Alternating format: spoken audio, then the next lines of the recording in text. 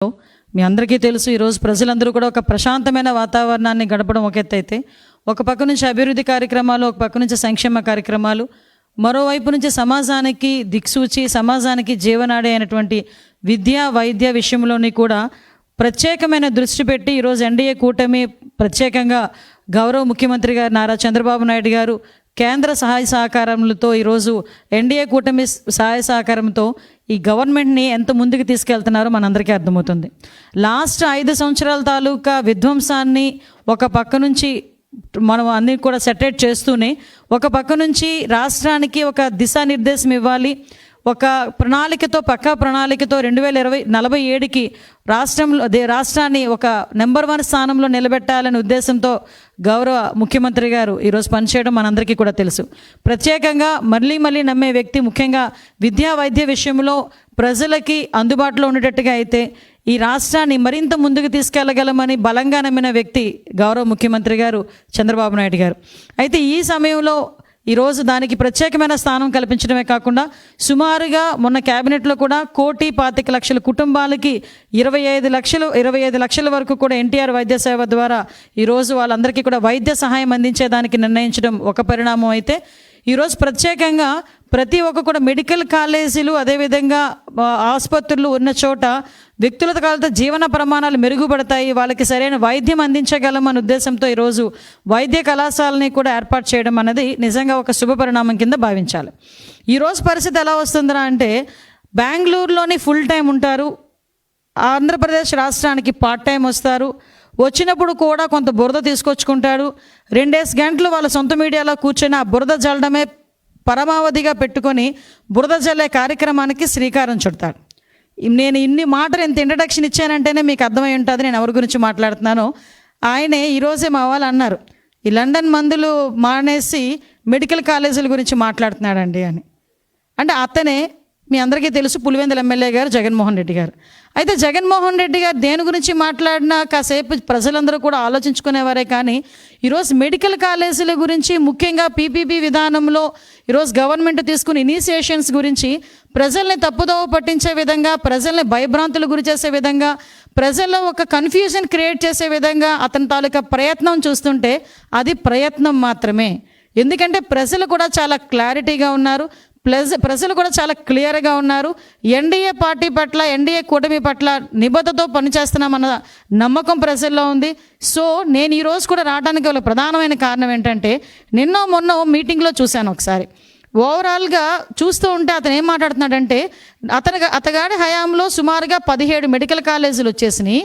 ఈ 17 మెడికల్ కాలేజీలు ఆ దారంటే వెళ్తుంటే సైడ్కి తిరిగి చూస్తే అక్కడ మెడికల్ కాలేజ్ కనిపిస్తే ఆహా అని చిన్న గ్యాప్ ఇచ్చి ప్రజలందరూ కూడా ఆశ్చర్యపోతున్నారట.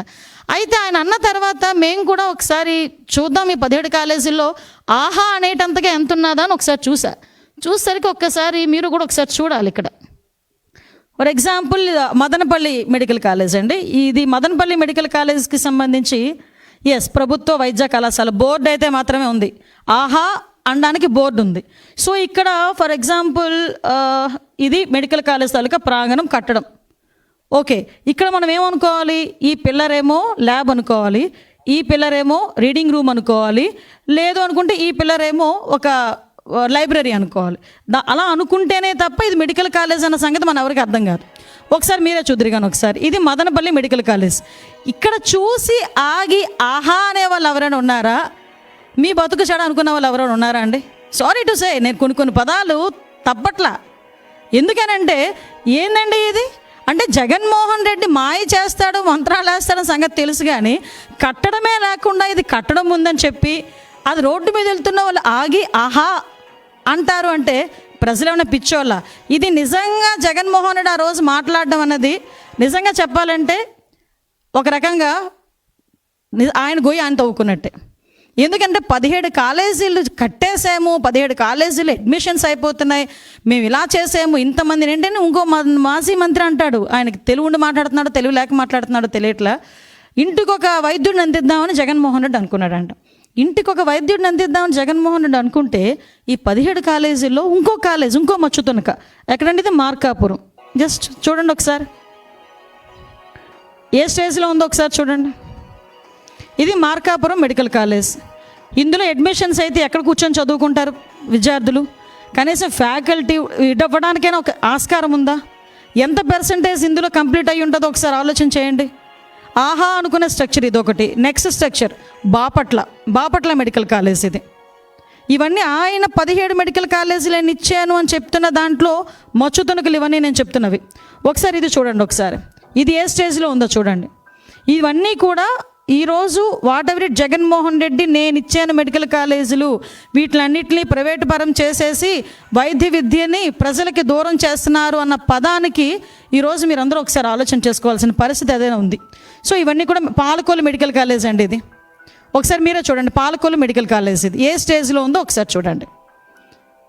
ఇందులో ఎక్కడ ల్యాబ్ పెడతావు? ఎక్కడ ఈరోజు అడ్మిషన్స్ ఇస్తే ఎక్కడ తీసుకెళ్ళి కూర్చోబెడతావు? ఈరోజు ఎక్కడ ఈ మొండిగోడల మధ్యలో కూర్చోబెట్టాలా పిల్లల్ని తీసుకెళ్ళి అడ్మిషన్ తీసుకొని?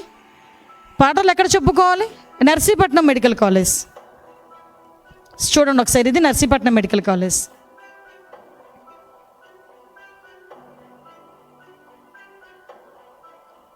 ఆఖరికి సెంట్రల్ గవర్నమెంట్ కూడా ఇచ్చిన ఫండ్ని ఫుల్ ఫ్లెజ్డ్గా మీరు వినియోగించుకోలేకపోయారు అని ఒక స్టేట్మెంట్ కూడా ఇవ్వటం.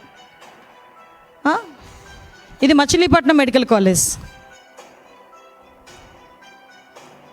ఈ మెడికల్ కాలేజ్లో మనం అర్థం చూస్తానండి, ఒక ల్యాబ్ ఉండదు. ఇక్కడ మీకు కూడా చెప్పాలి, ఇది మెడికల్ కాలేజ్. దీనికి సంబంధించి ఒకసారి ఇన్ఫ్రాస్ట్రక్చర్ చెక్ చేసుకోండి ఒకసారి.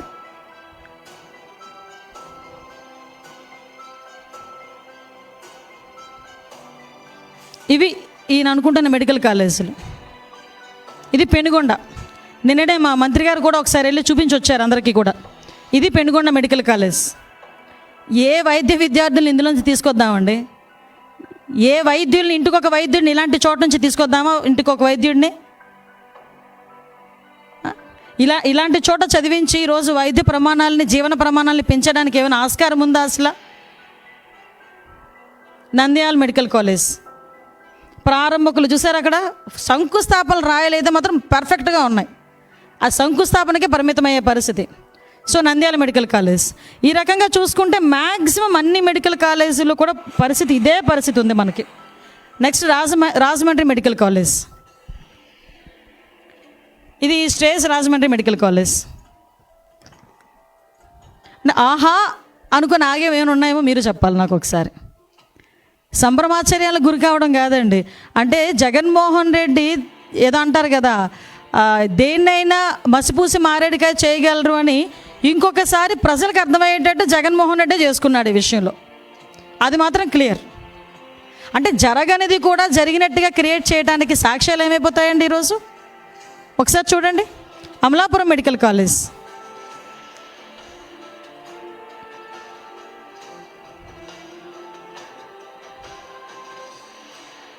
ఇది అనకాపల్లి మెడికల్ కాలేజ్. ఇది స్ట్రక్చర్.